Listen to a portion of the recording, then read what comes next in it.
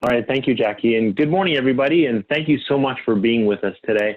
I hope you're all healthy and well, and we have a really exciting webinar today for you. And so, as always, I have the great pleasure of introducing our talented guests. And so today we have with us Dr. Sonya Richmond, completed an undergraduate degree in biology and environmental resource science, as well as a master's of science in watershed ecosystem management at Trent University, before going on to earn a PhD from the Faculty of Forestry at the University of Toronto. After this, Sonya completed her postdoctoral research at Bird Studies Canada and began work as a geographic information systems analyst.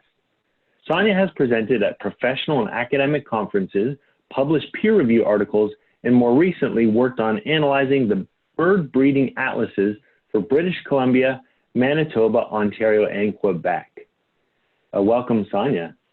Sean Morton is a professional landscape and architect photographer who has had his images published on trail and nature magazines across Canada and won a number of awards.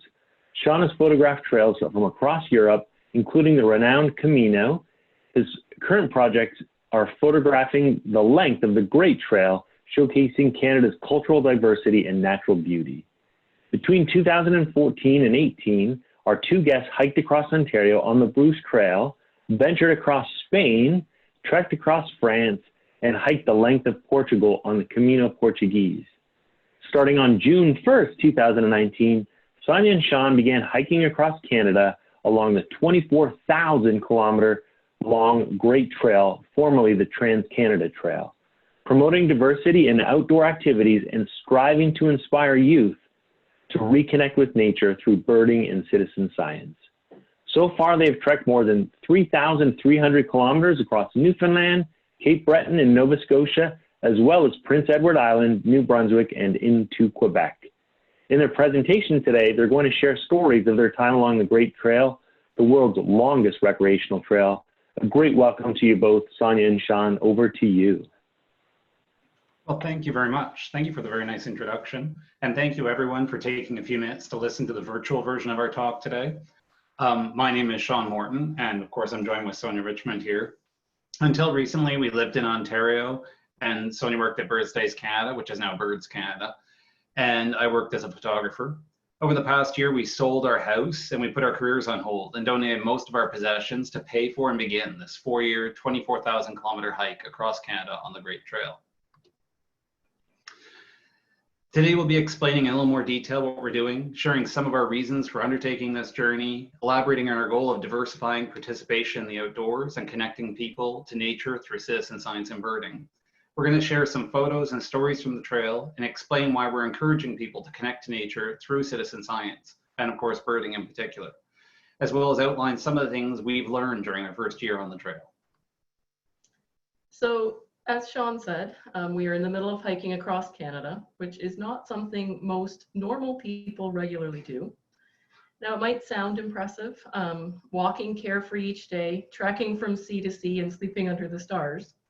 But let's be honest, when you see us, or when you see photos of us, you probably don't think of us as outdoors people, long distance hikers or adventurers.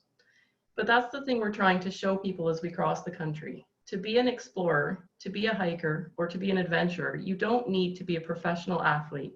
You don't need specialized skills or expensive equipment, and you don't need to be super rich. All you really need is simple curiosity. From our own backyards to the boreal, Ontario's nature is just waiting to be explored, and the Great Trail is a really nice place to begin doing that. Now, for those of you who are unfamiliar with it, the Great Trail, don't worry, you're not alone. Most people know it by its original name, the Trans-Canada Trail. It's the longest multi-use trail system in the world, and it's a connection and collection of railways, pathways, rail trails, greenways, waterways, and roads that connects over 15,000 communities from coast to coast to coast. This 24,000-kilometer long trail, which stretches from east to west to north, supports a wide range of activities in the outdoors, from hiking and trail running to cycling, skiing and paddling, to ATVing in some small sections, and of course, bird watching. But most people don't realize it. The Great Trail comes within 30 minutes of 80% of Canada and Canadians, which means if you've ever walked on a trail in your own community, it's highly likely you've already been on the Great Trail, even if you don't realize it. Now, most people, of course, aren't crazy enough to walk the entire length of the Great Trail, and trust us, our parents wish we weren't either. In fact, fewer people have undertaken and completed the entire trail on foot than have gone to the moon. It's so large, according to Canadian Geographic, that if you started to hike it today, it would take you between 3 and 4 years. And that's if you walked every day at a brisk pace through every type of weather and every season. To put this in perspective, when stretched out end to end, the Great Trail reaches 2/3 of the way around the Earth. Walking its full length is equivalent to walking the Appalachian Trail 7 times in a row, or walking the Bruce Trail 30 times back to back to back without stopping. So now when people hear the huge distances Sean just mentioned, their main question often is, so why on earth are you undertaking this huge journey? Well, our main reason was that we felt like the digital world was taking over our lives and those of our family members. We were spending our days working in front of computers, our nights watching Netflix, and in between we were constantly checking email, Instagram, and Facebook. At the same time, a younger family member was skipping more than 40 days of high school each semester. He was stealing and lying, and eventually he lost most of his friends just to play video games. And in a way, it's no wonder. Studies have shown that the effects of video gaming and social media on the brain are stronger and more addictive than those of drugs like heroin. So even though we were almost constantly connected to Wi-Fi, we were becoming increasingly disconnected from each other, the natural world, and everything that was actually important in our own lives. We realized it was time to begin recharging ourselves and not just our devices, and we wanted to do something that was a little bit different. So what did we do? We wanted to get outside and get active, but we weren't particularly athletic people, and we didn't have a lot of extra money. So we focused on the one thing that's free. We figured we could walk. Between 2014 and 2018, step by step, we hiked across Ontario on the Bruce Trail, completing the network in section hikes. As our interest in the BTC expanded, we wanted to give something back, and we became a little bit more involved. So over the years, we've worked as land stewards for the Dopco property in the Iroquois section. We've submitted images and won a number of club photo competitions. And we've been lucky enough to have designed one of the club crests, the one for the Steeltown Stomp in Hamilton. So our involvement with the Bruce Trail and our experiences trekking along it inspired a deeper love of long distance hiking. So starting in 2016, we ventured across Spain on the Camino Frances. We trekked across France on the Via Pondensis, and soon after that, we hiked the length of Portugal on the Camino Portuguese. All of these were inspiring and life-changing adventures, and the moment each one ended, we eagerly began planning our next one. Now, while spending our vacation time hiking is of course fantastic, like many Canadians, we still spent most of our time at home and in our offices in front of our screens, dreaming of our next big adventure. But as any of us can attest, digital landscapes are no replacement for real ones. So that was when we realized that getting outside, connecting with nature, and having adventures weren't things that have to happen only once a year. They don't have to occur in far-off countries or require extensive planning or cost a fortune. So instead of trying to put our entire bucket list of adventures into a few precious vacation days each year, we want to find a way to connect with nature on a more regular basis. Now, nature means different things to different people. I think it's fair to say that most people when they think of nature, they tend to imagine tracts of pristine, untouched wilderness. Or we might think of national or provincial parks or conservation areas. What many of us tend to overlook is that nature can be found everywhere, even in Canada's largest cities. It can be found in green spaces and river corridors. It can be found in the trees outside our windows, in the plants that come up between the cracks in the pavement, in the birds at our feeders, and in our own backyards. There are opportunities to explore and discover everywhere. All we have to do is step outside our doors. So this seemingly simple realization is important because if we let ourselves think of nature, adventure, and exploration as something that exists only in pristine wilderness or in some far-off exotic location, the result is that we spend the majority of our time in front of screens, planning or fantasizing about our next big trip, which we may or may not actually have a chance to ever take. On a daily basis, digital landscapes are no replacement for natural ones, and if we lose that connection with the physical world, we eventually lose our curiosity and our desire to explore, learn, and protect nature. That simple idea is ultimately what led us to walk across the second biggest country in the world in the name of conservation and with the goal of inspiring people of all ages, cultural backgrounds, abilities, genders, orientations, and identities to get outside and to connect with nature on a more regular basis through birding. So I imagine by now you're all wondering what it's been like so far. Well, we started hiking on June 1st, 2019, and we trekked for 165 days, covering just over 3,300 kilometers. We went from Cape Spear, Newfoundland to Rivière du Loup, Quebec in that time. And en route, we've seen and experienced some truly amazing things. We've been the first to see the sunrise in North America. We've scaled cliffs on rope ladders, walked on coastal footpaths. We've seen icebergs and puffins. We've spent evenings on the sides of crystal clear lakes, gone days and weeks at times in remote wilderness without meeting anyone else, seeing caribou, moose, and black bear, and of course 150 species of birds. We visited amazing national parks, explored provincial reserves, sat in ancient cathedrals, learned about Acadian culture, forded ice-cold rivers, wandered tidal flats, and even waded into the Atlantic Ocean waist deep at one point, where the Great Trail was washed out. We've walked on the ocean floor with goats. We've slept in a haunted jail cell, been actors in local plays for Parks Canada. We've trekked through snow blizzards, sheltered in tropical storms, and survived a hurricane. And as of April this year, of course, we've quarantined from a pandemic. We've hiked on days in which it was -20 and days in which it was +45, sometimes in the same week. Along the way, we've also experienced overwhelming generosity, random acts of kindness, and countless words of encouragement.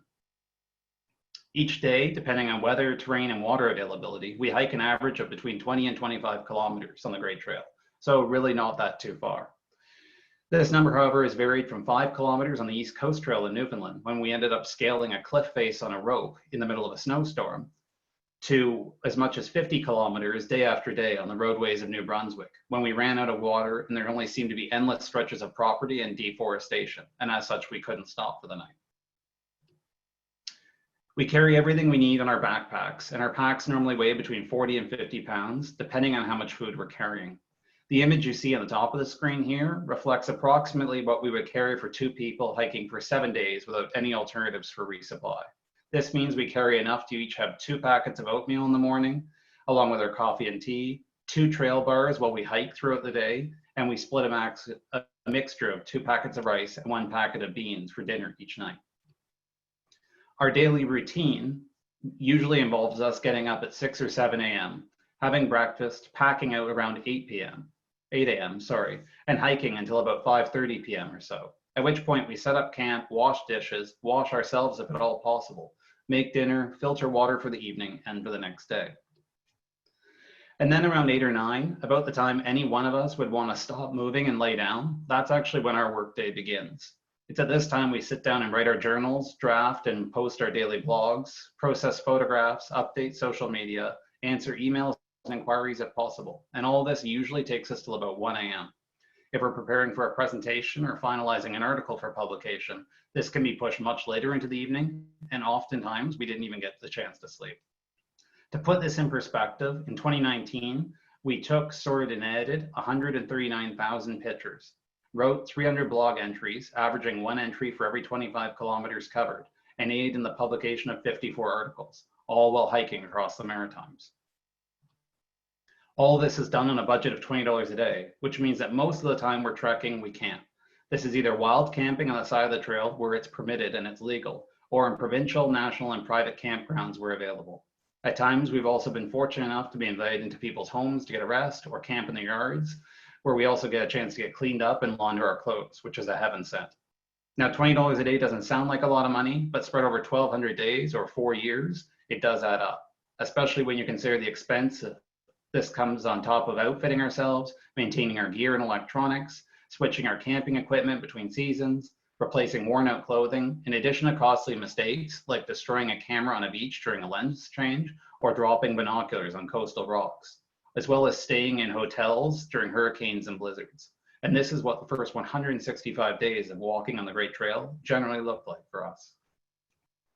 But of course, it's not all hard work and no fun. It has definitely been well worth it. So our cross-country adventure began in Newfoundland, where we were screeched in, kissed a cod, attended a boil-up on the beach, and met some of the friendliest people in Canada.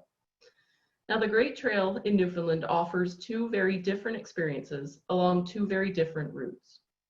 So the East Coast Trail is a series of 25 footpaths for hikers that traces the rugged coast of the Avalon Peninsula, whereas the Trailway Trail follows the bed of the former provincial railway through the wild, remote, and sparsely populated center of the province. So we began on the East Coast Trail, which in places was steep and rugged, involving rope-assisted climbs and descents, while in other stretches it followed boardwalks, pebble beaches, and forested pathways. Along the way, we saw humpbacked and minke whales, seals, bald eagles, and crystal blue icebergs off the coast. We marveled at towering cliffs and headlands, saw sea stacks emerging out of the mist like something from Lord of the Rings, and watched as water was shot 40 meters into the air by a natural wave-driven geyser. We also got to walk across a 50-meter suspension bridge and admire the Berry Head Arch. In addition, we visited the famous Cape Spear Lighthouse, which is at the very easternmost point in North America, and the colony of Avalon, which was one of the founding European settlements in Canada. Perhaps most impressive of all was seeing North America's largest colony of Atlantic puffins in the Witless Bay Ecological Reserve near Bay Bulls. So in addition to puffins and eagles, along the ECT, we had a chance to see many other seabird species as well, such as northern gannets, razorbills, black guillemots, and common murres. Amid all of this, we were treated like family by strangers, invited to boil-ups, and enjoyed impromptu kitchen parties along the way. By comparison, much of the Trailway Trail, which crosses Newfoundland from east to west, is a gravel track that's primarily used by a thriving and happy community of ATVers and snowmobilers. This trail took us through the remote and spectacular scenery of the boreal forest, which is something we had both longed to see. For those who aren't aware of it, the boreal covers 60% of Canada's area and provides us all with clean air and clean water. Canada's boreal zone is also known as North America's bird nursery. In fact, many of the birds we see in our own backyards and our own neighborhoods rely on the boreal. This ecosystem is essential to our survival, yet many of us never get a chance to see it or explore it, and that's a shame because it's truly beautiful. As you can tell from the images here, and these were typical images taken on any day in Newfoundland, it's truly amazing to walk through.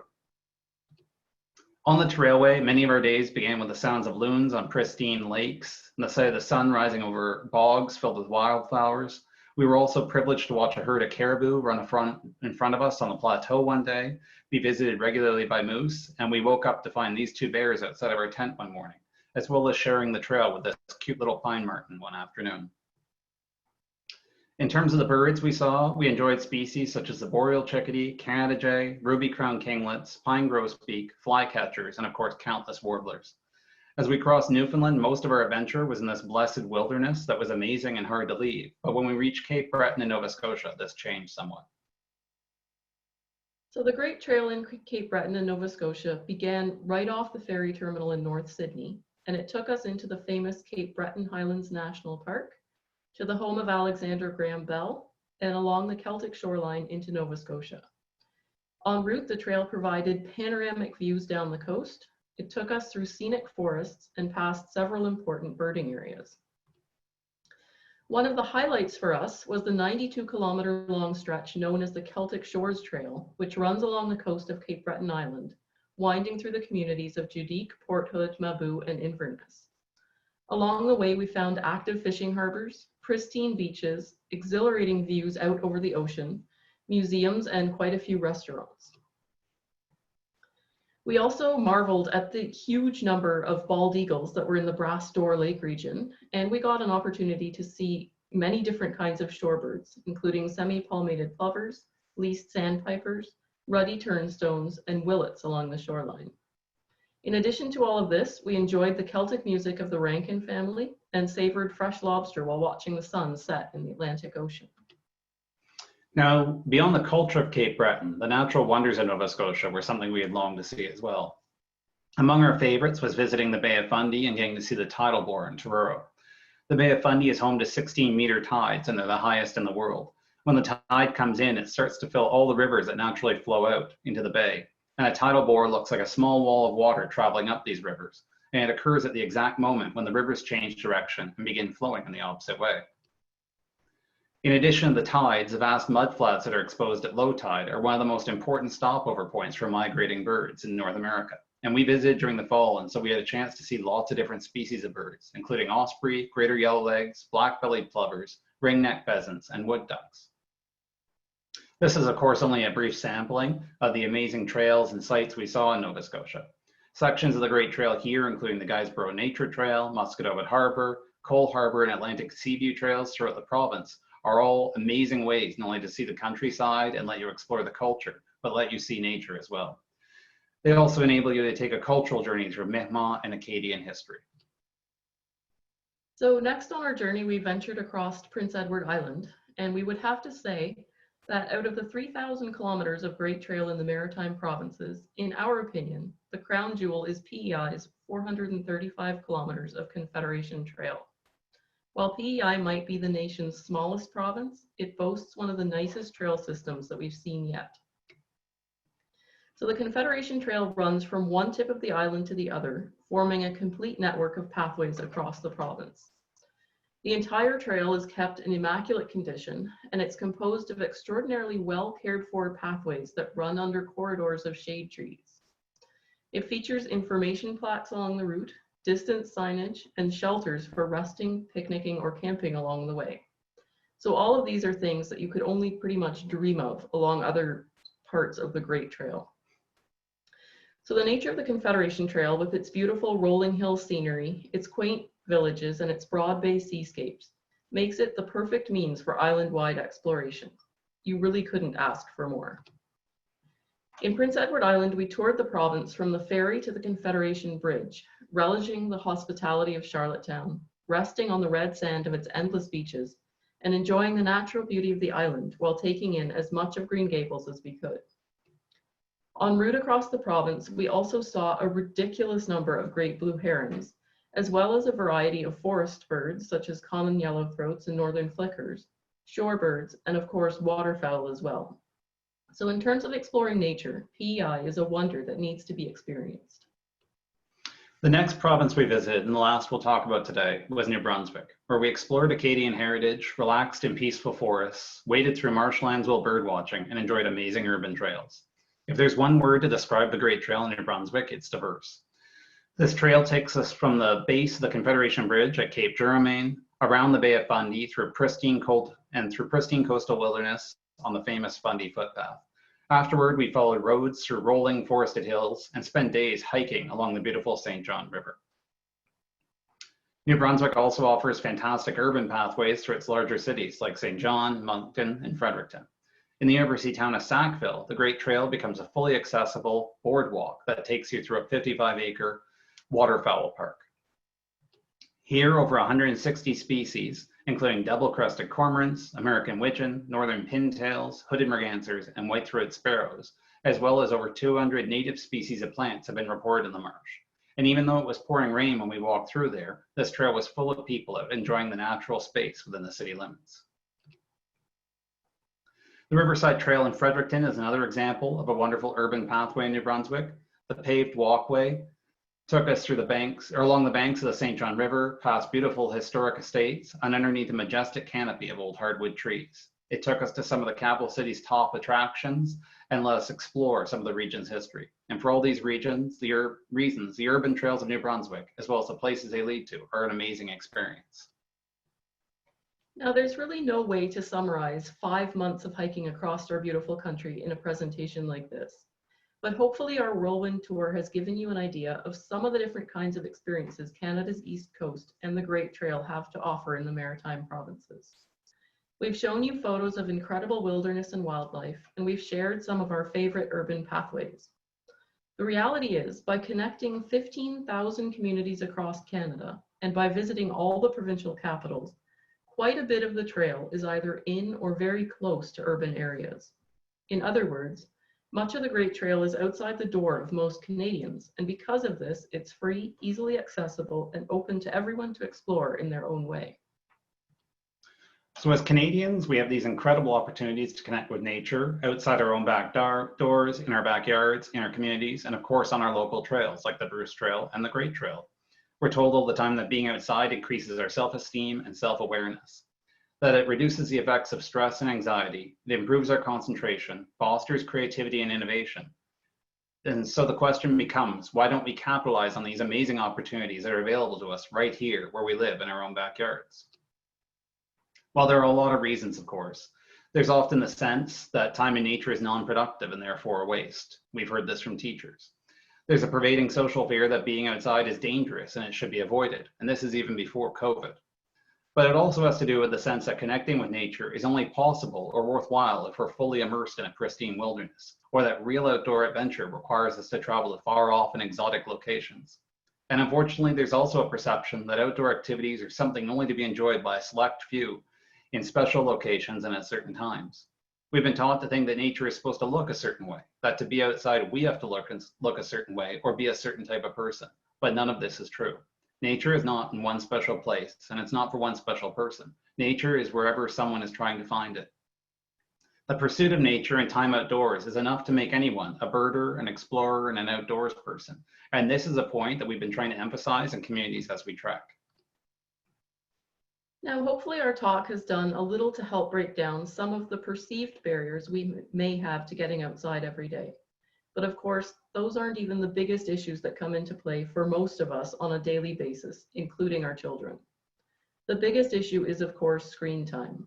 If given a choice between going outside or playing video games, many children will choose to play games after school, and many adults will choose to gravitate towards spending more time in front of a screen rather than going for a walk after a long day at work.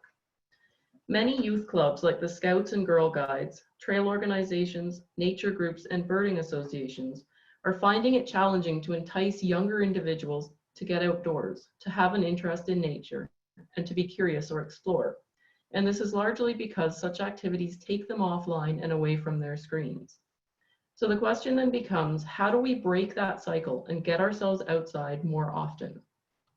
Well, this, of course, can be a real challenge, since despite all we've said about the benefits of getting outdoors and the effects of technology on us, a lot of us like our time on Facebook, a lot of us like Instagram, we watch movies on Netflix, and of course on our TV. So the catch isn't to get rid of technology. The catch is to find a way to use our phones and use our technology to explore the world. Most of us already use our cell phones and apps to get outdoors and improve our experiences. We likely use Google Apps to find things or find trailheads and access points. We use apps like AllTrails to help us locate local pathways. And of course, geocachers have used apps for years to find treasures in the outdoors. So using a free and simple app to identify and learn about nature around you isn't really all that different, and it's easy to take along with you on the trail. Like geocaching, bird watching, and citizen science are simple, fun, and free activities that together represent the perfect tools to motivate us to get outside on a more regular basis and help us bridge that divide between our digital and natural landscapes. So we're trying to help people do this by reconnecting to nature through birding. And when people hear this, their first question often is, why birds? Well, birds are a great way to connect with nature because they're free and fun to watch, and they are literally everywhere. No matter who you are or where you live, whether it's in an apartment or condo tower in the city, in the suburbs, or somewhere way out in the country, it is impossible to go outside your door and not hear or see at least one bird. And if you think I'm kidding, I challenge you to prove me wrong. And birds aren't just in nature. They appear on our stamps, our currency, on the logos of our sports teams, in video games, and in our own art.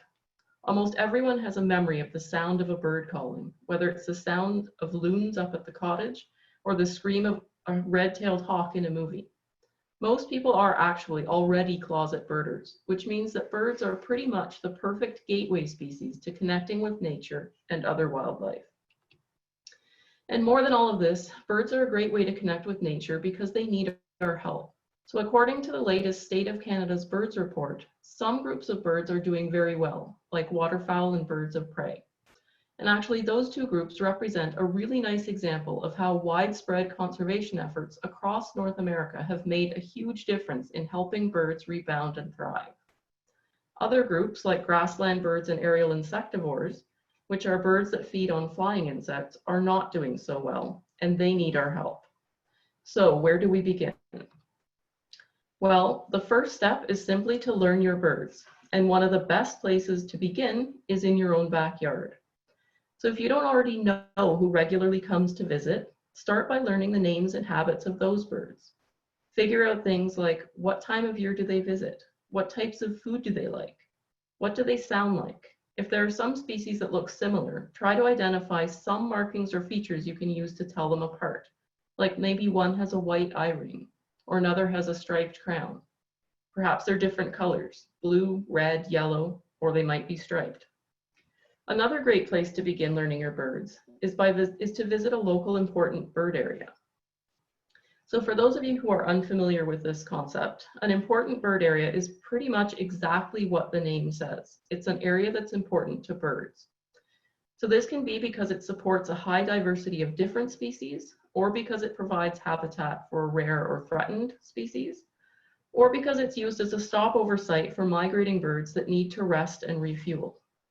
So there are over 10,000 IBAs around the world, and over 600 of them are here in Canada. Ontario is home to 72 important bird areas, and if Sean and I get a chance to walk all the branches of the trail in Ontario, we will walk within about 20 kilometers of 26 of them. So many of the IBAs that are located around the Great Lakes, such as the ones at Long Point, Point Pelee, and around the Hamilton region, are important for migrating birds, both songbirds and waterfowl. So these sites are a great place to visit during the spring and fall to see and learn about a wide variety of different bird species. So once you start to learn your birds, or if you already know them, a great way to help birds is to become a citizen scientist. So what is that? Well, a citizen scientist is anyone who makes observations about birds or nature and then reports them online to help scientists understand how our wildlife populations are doing. So this is great because it means that anyone can do it, whether you're 5 years old or 95, whether you're an amateur or hold a PhD. As long as you love going outside, finding really cool things, and learning to identify what they are, you can be a citizen scientist. Now, choosing to become part of the citizen science community is not only fun, it also makes a huge difference to conservation. Without the millions of observations that have been submitted by people just like us, there is no way that a few scientists would be able to monitor the health of all our wildlife populations in an area the size of one of our provinces, let alone Canada or all of North America. Birds and wildlife need our help, and in order to understand which populations are thriving and which ones are not, scientists are increasingly using data collected through citizen science. Now, there are several free apps that you can use, not only to learn about birds, but also to submit your observations. One of the ones that we most often use and recommend to others is called iNaturalist, and it is freely available for anyone to download onto their mobile device. So iNaturalist is great because it is very simple to use. Essentially, you just take a photo of something in the natural world and upload it to the app. You will then be presented with a series of photos that you can compare your own with to help you identify what you just took a picture of. Once you've made your identification, your observation will be submitted, and you will then get confirmation for your ID from experts within the iNaturalist community. So now you've not only shared your photo with others, but you've also turned it into highly valuable data that will be used by scientists. The nice thing about iNaturalist is that you can submit observations of almost anything in the natural world, so not just birds, but if you're interested in butterflies, other insects, bats, reptiles, mammals, trees, wildflowers, whatever gets you excited, you can use this app to help you identify what it is. In addition, the app also keeps track of your observations, so you can build a life list of the species you've seen and where you saw them. If you use the Seek version of the app, which is really great for kids, you'll be invited to enter different challenges, and as you build up your collection of species, you'll start to earn badges for different achievements. So for anyone with kids or grandkids who play video games, this might start to sound a little bit familiar. You travel around collecting things, you complete various challenges, you compete with your friends, and you earn achievements. So citizen science is a lot like video gaming, which is something that many people already love to do, but there are several very important differences. It gets you outside and being active. It teaches you about birds and other wildlife. It helps you connect with the natural world. And citizen science makes a huge contribution to conservation, from your own backyard to the boreal. Birds and citizen science are a great way to bridge the divide between our digital world and the natural one, and they are the perfect tools to make exploration and outdoor adventure part of our everyday routines. In addition to being a citizen scientist, however, there are a number of easy ways we can all help birds. These include buying bird-friendly products, which can be things like buying local and organic produce, bird-friendly coffee, or items that limit our use of single-use plastics. Another way to help is by keeping our cats indoors, since predation by domestic cats is a huge source of mortality for birds.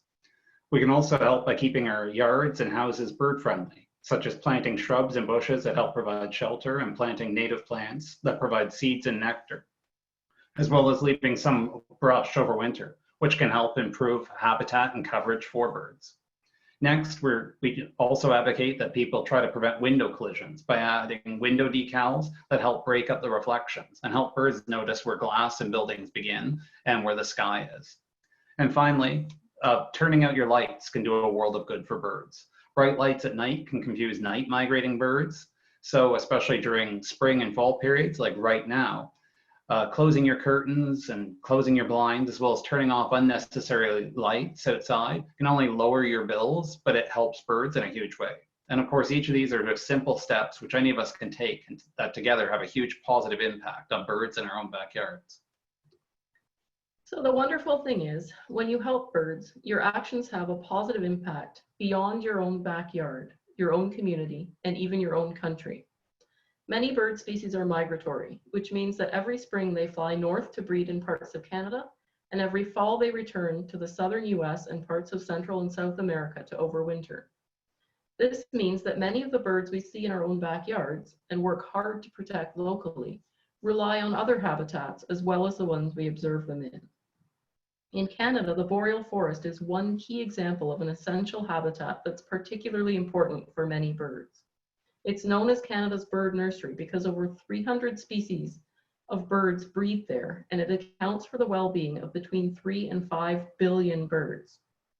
This means that any local actions we take in our own backyards and communities have a profound impact on conservation efforts across the continent and help bird species from coast to coast to coast. In essence, it means that our backyards are connected to the boreal. And so if you're putting up a bird feeder or a bird bath in your own area, you're having an impact that extends well beyond your own backyard. So thank you for that. So our goal, I guess we'll just end our talk here. Our goal is to be back out on the Great Trail this summer. And as Ontario is starting to open up, we are sort of finalizing our plans to get out there in the next week or so. So if you'd like to follow our hike through our blog, Facebook, or Instagram, the links are on the screen right now, and we hope that you take the opportunity to follow along as we continue our hike for birds over the coming 3 years. So if you have any questions, we will have a bit of a question session now, or you can feel free to contact us online afterwards through email or through our website, and we can try and answer any other questions you might have. So thank you very much for taking the time to listen. I think I will stop sharing our screen now and we can start answering some questions. Okay, I'll begin. We were submitted a few questions in advance. We're not sure who submitted them, and that's perfectly fine, but I'll read them out loud and try to answer them if I can. The first was, how much of the Great Trail is done by canoe? That's a really good question. If you look at the Great Trail or the Trans-Canada Trail, you'll notice that there's land routes and water routes. So about 26% of the Great Trail is a water route. So that means about 8,000 kilometers of the Great Trail is a water trail. However, that also includes areas like ferry crossings, such as between Newfoundland and Nova Scotia, and regional ferry crossings, and the ferry crossing from Vancouver to Victoria. So not all of it can be canoed, I don't suppose, unless you're really, really intrepid, or far more intrepid than me. So yeah, about a quarter of the Great Trail is a water route, and so there's lots of opportunities to go out and paddle in your own way. The second question is, can I do it alone? And the answer to that is absolutely. In fact, of all the people hiking the Great Trail, which have included Dana Misey, Sarah Jackson, Mel Vogel, and Diane Whelan, we're the ones who are a couple. Everyone so far has pretty much done it on their own and been perfectly safe and been perfectly fine out there. The amount of assistance and support you receive in communities as you walk is truly amazing. I don't think we've ever felt unsafe through animals or people or anything else. So you're absolutely entirely able to do it on your own. Highlights of the Great Trail in each province. Hopefully we've touched on this. as we've gone. Each province varies in terms of highlights. Everything has its pros and cons. So hopefully you've got a sense from our presentation of what some of our highlights are. The fourth question is biking allowed in some parts? To which the answer is absolutely. You can bike along most of the trail we've been on the east. With that said, however, again, this varies from section to section. The rail trail that goes across Newfoundland, the Trail Trail, is a rail trail, and in theory you could bike it. The reality is there that often you're walking through 6 and 8 inch deep blast gravel because they haven't changed it from being a railroad track overwards, compared to the rail trail in PEI on the Confederation Trail. And that's absolutely been perfected. It's been lowered, it's been compacted, and it's all made of dust. And in fact, most of the Confederation Trail is built to be cycled on, including albergs and sheets and cycle assistance along the way. So it's entirely possible to cycle parts of it. You just have to be really aware of where you're going and whether it's practical to cycle that part. The next question is there site access to places to stay overnight when walking the trail? Again, this varies from place to place. Some places don't allow you to camp on them. Some places do. And there are access points throughout the entire length of the Great Trail. So again, you have to look up the region you're in to be really sure if there is overnight camping available or whether wild camping's allowed. But certainly in the places we've been so far, it has been. We understand this year with Quebec and Ontario, that will change. We'll largely be out of the wilderness this year and be going from big city to big city. So camping outside will be a little bit more difficult.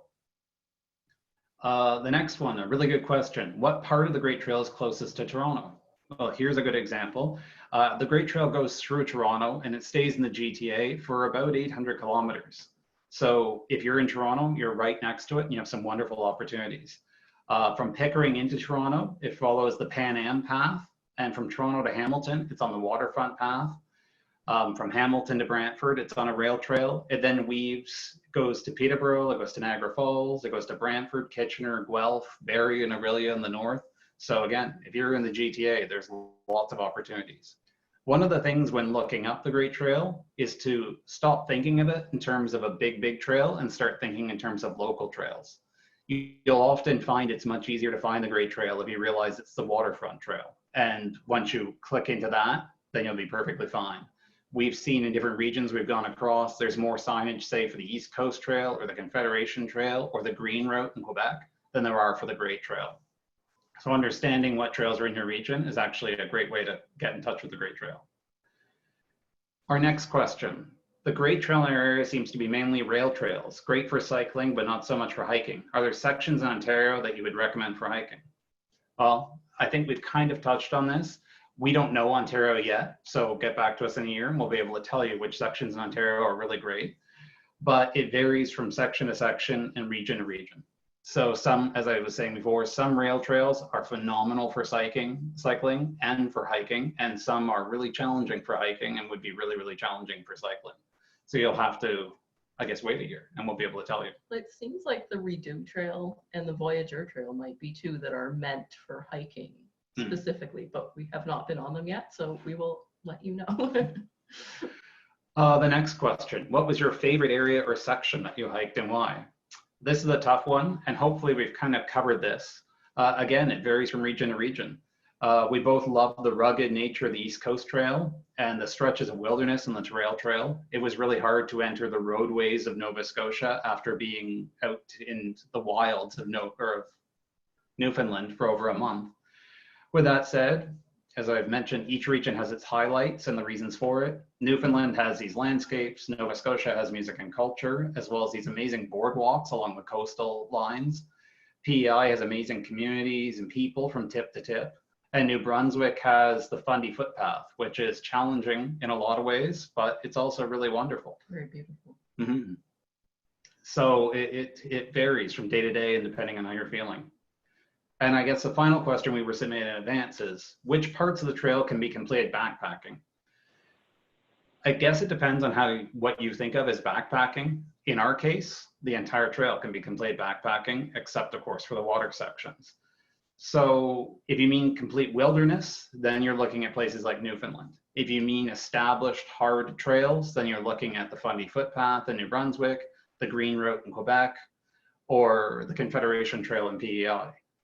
Beyond that, however, most of it can be done while backpacking, and it has been done by the 3 or 4 people who have completed it so far. So hopefully that answers some of your questions, and it looks like there's a few more popping up now. All right, thank you so much, Sonya and Sean. And you know what? That really resonated, the connection to nature and getting outside. I know that will resonate with a lot of our members, and that was absolutely inspiring. And I think you have inspired a lot of people to get out there and explore some more. So thank you. There are some great questions that I'm going to ask you that came through during the presentation. And the first one I'm going to ask is, how good is the signage on for the trail? As with everything on the Great Trail, it depends. Newfoundland, there may have been about 3 signs in the entire province for the Great Trail, and most of them were stuck to the side of bridges. So there wasn't, they weren't at a point where you actually had a choice. But if you, as Sean was saying, if you sort of think of it more as a network of local trails, and you realize that like the waterfront trail there's tons of signs for that. So while you're walking the waterfront trail of the Great Trail, if you're following the waterfront trail signs, you're probably fine. Like, we haven't actually gotten badly lost ever. There were 2 days we got lost, but it was like maybe 2 to 5 kilometer mess up in total. Like, we weren't walking way off before we realized it. I guess there were a couple of sections where we were in the middle of logged out areas where we were following the trail. We had the app, we were on the trail, and the trail suddenly just ended. On the map, it continued, but in reality, it did not. So it depends. Some sections are well signed for the Great Trail, and some it's almost non-existent. Okay, great. Well, there was a question on had you ever gotten lost, so you just answered that. I've got a great question here. Is there a good trail guide or multiple guides, and how do you navigate that? The Great Trail is a catch. It's always changing. In terms of a solid guide, no. There have been books written about 10 or 15 years ago that did a handful of provinces, but they were done 10 or 15 years ago when it was the Trans-Canada Trail and wasn't completed. And so a lot of it's changed. There's a couple of guides for out west that are 10 years old now. And I believe Michael Hayes has just written 2 books called The Best of the Great Trail that cover the east to west portion. But they cover a very small portion of each province. They're really good, they're really insightful, but when you're used to walking across the backwoods of Newfoundland, having a guide of how to cross Toronto is a little bit less helpful. So no, there isn't a really firm guide. A lot of it is coming to realize we do a lot of advanced research. So if you're walking out of Ottawa towards Kingston and a lot of it follows the Redo Trail, for example, then you just dump any idea of following the Great Trail and you start going through their amazing guide, which is a lot like the Bruce Trail guide. It's really in-depth and really handy. So okay. The place to start, I think, is on the Great Trail website. They do have a map that covers the whole country, and if you zoom in, you can click on different sections of it, and it'll tell you what trail that is. Like, you can click on the line, and it'll say, okay, this is the Redo Trail, and it'll give you a little bit of information about what the trail is like, but then you can go look at the Redo Trails website, like that kind of thing. Okay, great. I've got a question here, and it's what kind of research did you do to prepare to hike these sorts of distances? And so I think there's sort of 2 pieces to that, the navigational component, and then in terms of nutrition and how much food, what kind of research did you do? In terms of the navigation, we spent a lot of time. We did read through the old guidebooks. It wasn't until we got out there that we realized how outdated they were. They're helpful, but they're outdated. I've walked, and Sonia's father have Google walked the entire length of this trail several times to build up we have dozens of PDFs now on each province and each section showing us where food is coming, where resources are coming. And hopefully we'll be making those available to anyone that wants them at one point, now that we've gone through. In terms of nutrition, we weren't very good at that.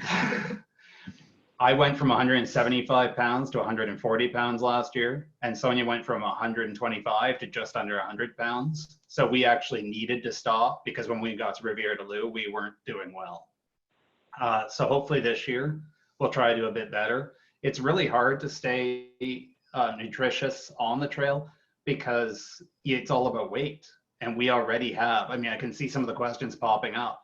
We already have a lot of weight in terms of electronic gear, battery packs and things like that. So you really start making cuts. And once you're down to one pair of socks and one pair of underwear, food is the next thing you cut, and you go, do I need lunch? No. And we weren't very good at planning our meals. You also shop where you are. So someplace like in the bigger towns, there's full out grocery stores and you have options. But a lot of the places we were stopping at, it was like a gas station, convenience store kind of thing. And we were lucky. I mean, they had food. It wasn't just like chips and pop and stuff, but there wasn't a whole range of selection of stuff that would last 5 days that we could carry. So we basically got what was available. You can go a long ways on Snicker bars, though. Remember that. All right, that's great advice. This is sort of a related question. Are you able to cache food supplies along the way, or do you have people mailing you supplies? How's that working for you?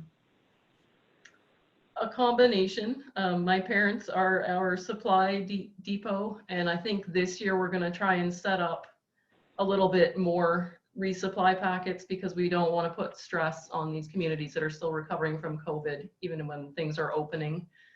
So we're going to try and mail ourselves resupply boxes. Last year with my parents helped out a bit. They helped us switch gear between our winter stuff, which we started with in Newfoundland, and our summer gear. Most of it's just what we find along the way, but we do have a little bit of backup. Okay, great.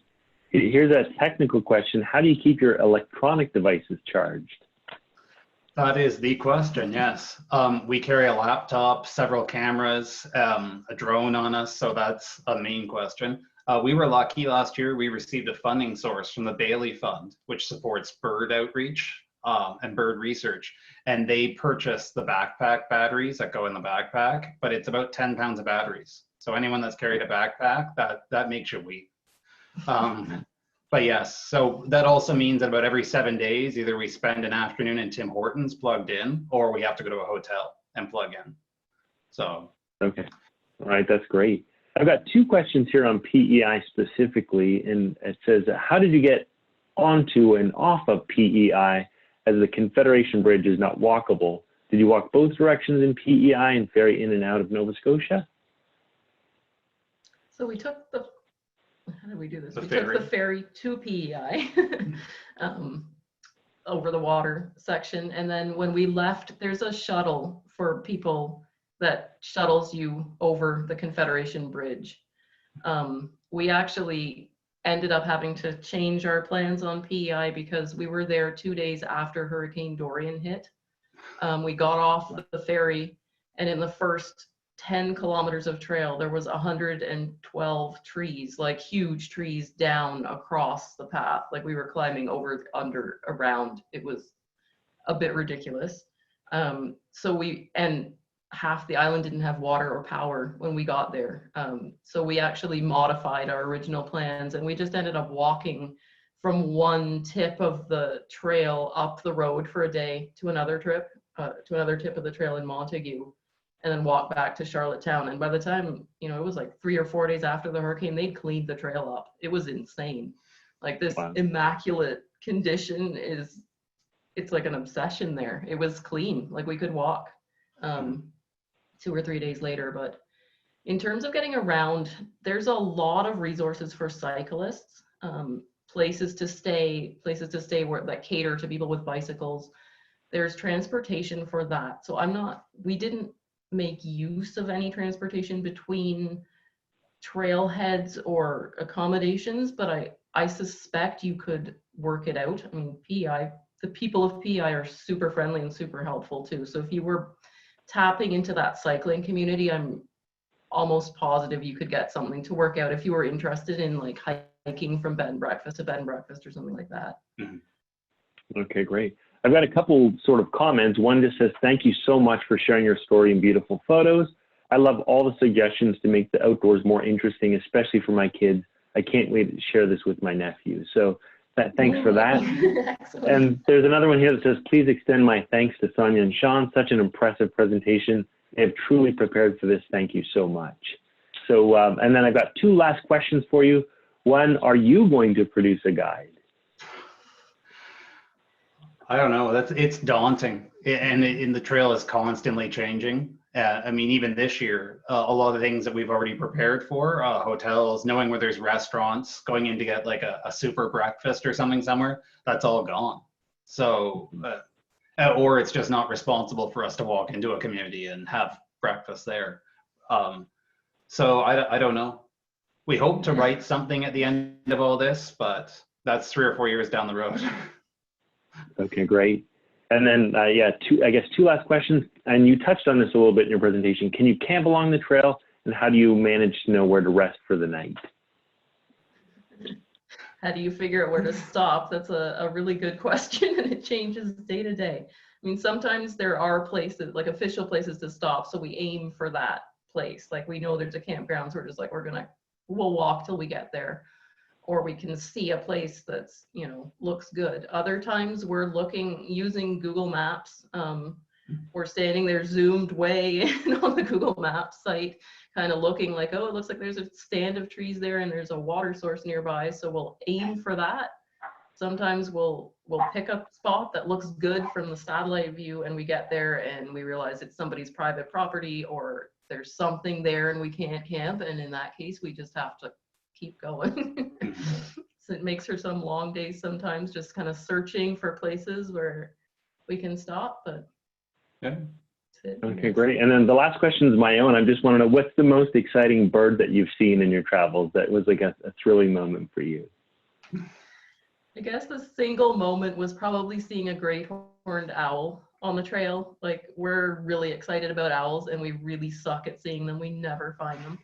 So we got up one morning in Nova Scotia and we were in this remote kind of area, and there was just a great horned owl sitting right in a tree on the side of the trail. It was really early. It was just starting to get light. And as we started walking, he just kind of flew from tree to tree down the trail in front of us. Like, that was probably one of the best bird moments. But going to the colony of Atlantic puffins on the East Coast Trail, and just seeing those tens of thousands of Atlantic puffins and other seabirds wheeling around. Like, we took a little boat out to the island, and so we got really close to these puffin nests, and they were, coming down in the ocean all around us, doing their little face plants in the water, and they're endearing birds. And that was an amazing experience as well. Like, if anybody's out in Newfoundland in that area, it's definitely worth going to see that colony, I think. All right, that's great. Well, sincere thanks to both of you. I know everybody really enjoyed the presentation. I think the connection to nature, again, really resonated with us all, and we're going to get outside and explore for sure. Remember to check out iNaturalist, as you said, and there is a BTC project that you can be a part of if you look for that. And then lastly, safe and happy journeys to you both, and I hope you create lots of great memories and enjoy your adventures. So we'll be watching for sure. Thank you. Thank you. Thank you so much. Take care. You too.